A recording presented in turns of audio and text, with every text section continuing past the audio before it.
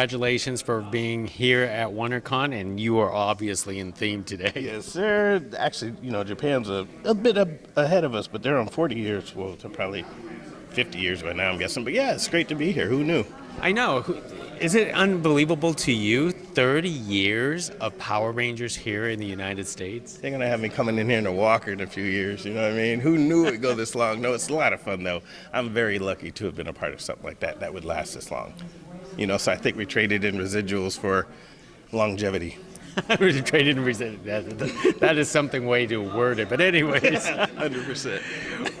When you first stepped onto the production set, what was going through your head on the very first day of work for Power Rangers? Honestly, I think the best way to approach it is just trying to seem cool and trying to seem like this is everyday life. And I think that's what your mind's trying to do, is just trying to stay present and just not do too much and just try to relax into it, because you never know, you can get pulled after the first day if that doesn't go right. You never know. It's possible. So it's just literally just trying to play it cool no matter what's going on inside, but I think eventually you become cool, but if you're all over the place, it's hard to settle in. But yeah, if you can find that little zen, which is what I was trying to do, because literally inside I'm beyond myself, but you just got to pretend this is it. This is me. This is what we're doing, so hopefully everyone else believes it too. Are you playing cool is because there were other Rangers before you? Was it like there was a pressure? I think so. That's a part of it. I think you have to just be comfortable in who you are, and not this is the guy I'm replacing, so I need to be him, and there's me over there. It's like, no, here I am right here, and we can coexist because this is me. I don't know if that makes sense. I might be getting a little out there, but yeah, just being comfortable in yourself and just knowing that, hey, I'm next. You guys are on your way out. Thank you so much. Great job. We're going to hold the banner high. I know. And do you always meet the other Rangers after you and try to give them some advice? Yeah, it's funny because they get younger as we get older, so it's always like I see the newer ones and they're just such like kids, but they're a little skittish usually, I think, but once we talk, it's all good. I feel like a mentor at this point, literally. So, I'll say the casting did a great job. Seems like all the Rangers are, for the most part, good people, like in general. Like they'll show up to Comic-Cons like this and interact with the fans, and I think they just know how to cast people that might just be naturally close to what that character is anyway, so you know what you get when you show up. Well, they casted you. I'm saying they did a great job. So when you go to conventions such as this, I mean, when you interact with fans, I mean, what does the fans mean to you? In the beginning, to be honest with you, I didn't like it. I didn't like coming to conventions. I felt a little bit like an animal in a cage, like a zoo. Really? Like people just walk by and point and feed peanuts or whatever.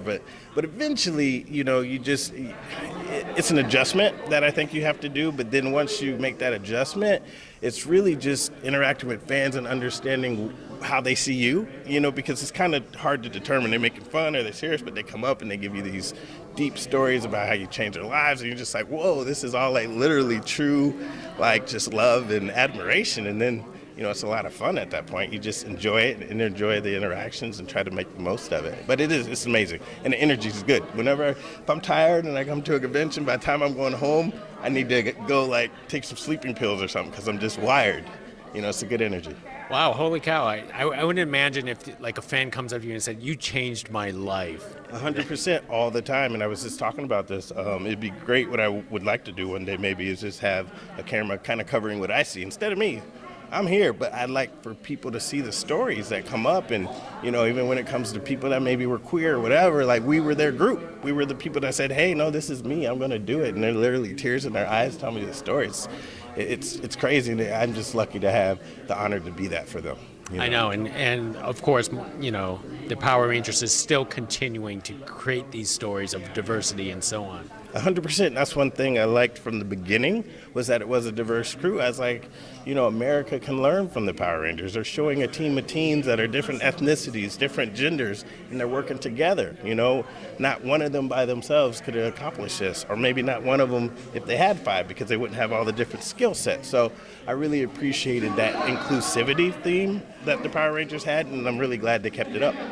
to me being the first red black Power Ranger. I know, right?